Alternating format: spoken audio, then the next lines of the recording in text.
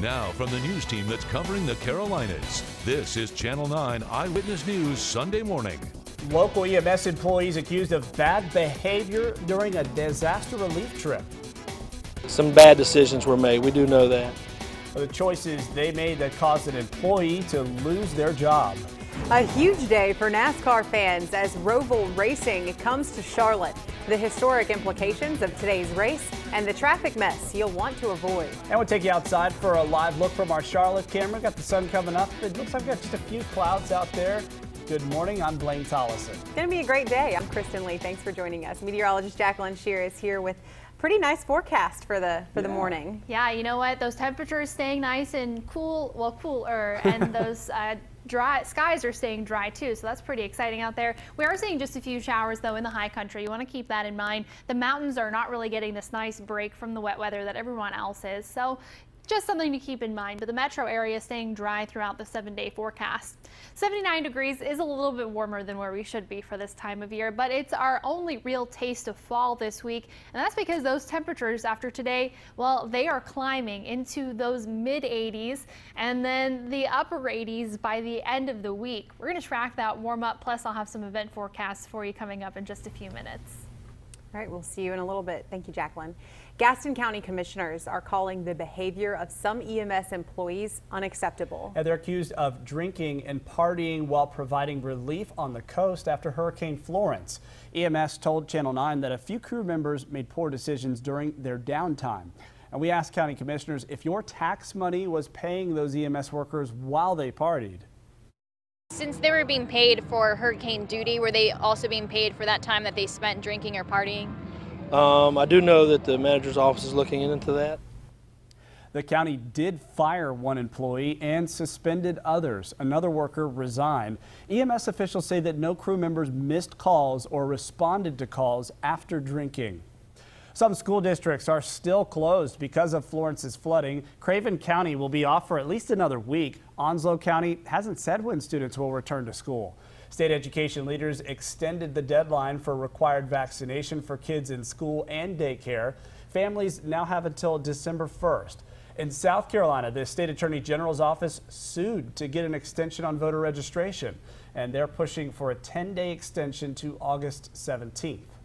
A Rock Hill woman died and 6 others went to the hospital after their home caught on fire. 5 of the victims are children. We have photos that show the damage the fire caused to this home on Southland Drive. Police say it started at around 12:30 yesterday morning. Firefighters got all 7 people out of the home, but Yolanda Robinson did not survive. State law enforcement will handle this case. They are working to figure out what caused that fire. CMPD needs your help identifying 2 men accused of shooting a driver after a crash. Police say it happened overnight on Monroe Road in southeast Charlotte. They say these 2 men got out of that black Camaro you see in the surveillance photo and argued with the victim. One of them shot the victim in the stomach. We are working to learn the victim's condition. A memorial is growing at the Gastonia Park where Maddox Rich disappeared 8 days ago. The park is still closed, and people are only visiting to stop at the memorial and pay tribute to the 6-year-old boy. Authorities found him dead on Thursday, about 1 mile from the park. Residents tell us that they are still trying to cope with the roller coaster of emotions from the week-long search and the tragic discovery. First, I had hope that he would be found. I became worried, like I lost sleep. After I got the news, I was very heartbroken. And FBI Charlotte tweeted this message yesterday saying in part, "We remain committed to making sure that we answer every question that we can about where Maddox was, how his movement occurred, and how his body ended up in Long Creek." And the FBI and Gastonia police are still asking those who were at the park 8 days ago to call the special tip line they created. And you see it right here on your screen. Rankin Lake Park remains closed until further notice. This morning, there is still a silver alert for this Matthews woman. Police say Stephanie Team has a cognitive impairment. Her family hasn't seen her since Friday afternoon. People reported seeing Team yesterday morning at gas stations in Newton and Boone. She drives a black Lexus with the license plate RSB 4574. President Trump's pick for the Supreme Court is losing support from national law organizations. The American Bar Association is calling for an investigation, while the American Civil Liberties Union broke its nonpartisan tradition to oppose Brett Kavanaugh's nomination. The president ordered the FBI to investigate accusations that he sexually assaulted a woman decades ago. At a campaign rally in West Virginia last night, the president continued to support his nominee and slammed Democrats. A vote for Judge Kavanaugh is also a vote to reject the ruthless and outrageous tactics of the Democrat Party. The FBI investigation will delay the Senate's final confirmation vote by up to a week. There's a contentious debate among senators on whether to approve Kavanaugh. There's simply no reason to deny Judge Kavanaugh a seat on the Supreme Court on the basis of evidence presented to us. If we want to show Dr. Ford respect, we give her the respect of having her case heard and the evidence looked at. President Trump says the FBI has, quote, free rein in its investigation. Kavanaugh has denied all the sexual assault allegations against him. A small community is heartbroken this morning over 2 police officers who died in a shootout with a suspect. Patrolman James White and Corporal Zach Moak worked in Brookhaven, Mississippi. They responded to a call of shots fired yesterday morning, and right now it's not clear what led to the shootout. Both officers died at a hospital, and they worked in Brookhaven for 3 years. These are 2 awesome people that lost their lives this morning in the line of duty, and they're both heroes. They're both heroes. They did their job. The officers did wound the suspect, Marquise Flowers. Police have him in custody at a hospital. State law enforcement is now handling the case. An emotional anniversary for the Mecklenburg County Sheriff's Office. It has been 20 years since Captain Anthony Stansel's murder. He was working a second job as a security guard at a grocery store. He tried to stop a shoplifter, but that suspect, Samuel Mahatha, shot and killed him. The Marine Corps veteran left behind a pregnant wife and 2 children, and Mahatha was sentenced to life in prison. This morning, Gastonia police continue their search for the driver and the car that hit and killed a man and then left the scene. Someone found the victim dead in a ditch off Jenkins Dairy Road Friday morning. Police say Daryl Kendrick was walking in the road when a car going the same direction hit him and kept going. Police say the suspect's car is a 1995 to 2000 Honda Civic. It has front right side damage and a broken headlight. And Hickory police still need your help trying to find this man. He's accused of shooting another man in the back. Police say Adrian Wells shot Donnie Morgan Thursday night at a home on 8th Avenue Drive Southeast. Morgan has serious injuries. It's not clear what led to that shooting. Charlotte will soon have an updated policy to help guide where the city should build affordable housing. Now, this is video from the last session where people in Charlotte got to give input on the city's housing locational policy. The current policy is from 2011, so the city is revising it to better reflect current housing needs and priorities. They're definitely making changes, but they're not hearing from the people that actually need it, because a lot of these meetings aren't televised. They don't push to go to these city meetings. And city staff, they're now going to draft a new policy for city council to discuss. Top Republican leaders will make a major announcement tomorrow about the Republican National Convention. Sources tell Channel 9 we're going to find out when it will be. Charlotte is hosting the high-profile event in 2020.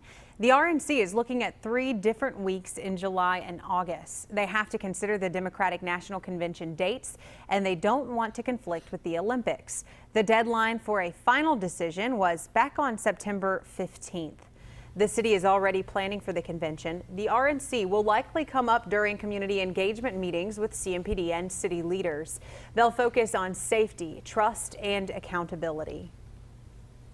Many NASCAR fans in Charlotte have waited for this day for months, and the green flag will drop this afternoon at the Bank of America Roval 400 at Charlotte Motor Speedway. Yeah, just a race yesterday there was a lot of crashes. It's pretty exciting, and today's race is historic for a few reasons. The Roval it's a part oval track and part road course in NASCAR, and this is the first race with a road course in NASCAR playoff history.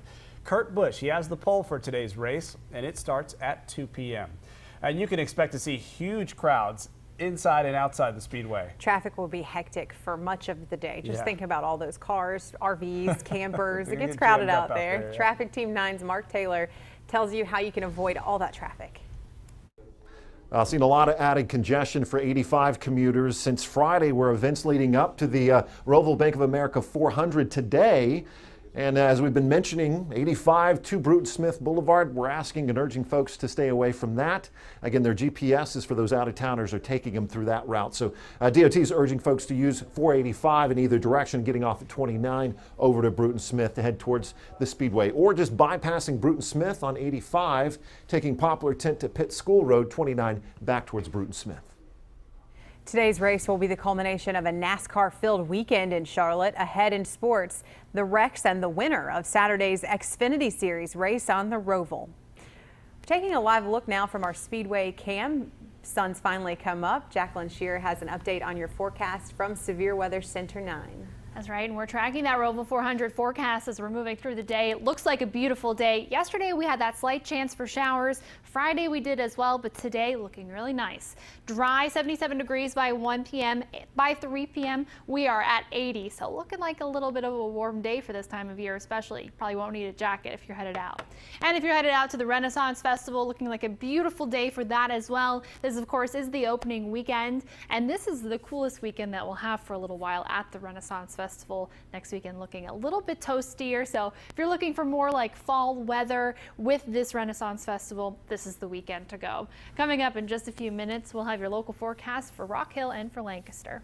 All right, look forward to that. And if you're heading out the door this morning, there is a closure going on right now that you need to know about. It's on 85. Crews have closed part of I-85 south in Gaston County. They're adding a new interchange by exit 26, and the new lane is going to make it safer for drivers to merge left to 85. And it stretches from the Mecklenburg County line to Belmont. The lane closures, they should end by noon today. Charlotte residents forced out of their homes with nowhere to go. At 7:45, the unethical and illegal actions that landlords are taking. Hundreds of people in Charlotte live with an incredibly painful disease. Little tiny people in there on your bones with jackhammers. All new at 7:30, the risks that have prompted local doctors to research better treatment options. A shark attacked a 13-year-old while he was diving for lobsters. Next, the actions that saved that boy's life. Like us on Facebook to follow the latest breaking news, top stories, and weather. To join in on the conversation, log on to WSOCTV.com and click on the Facebook icon at the top of the page.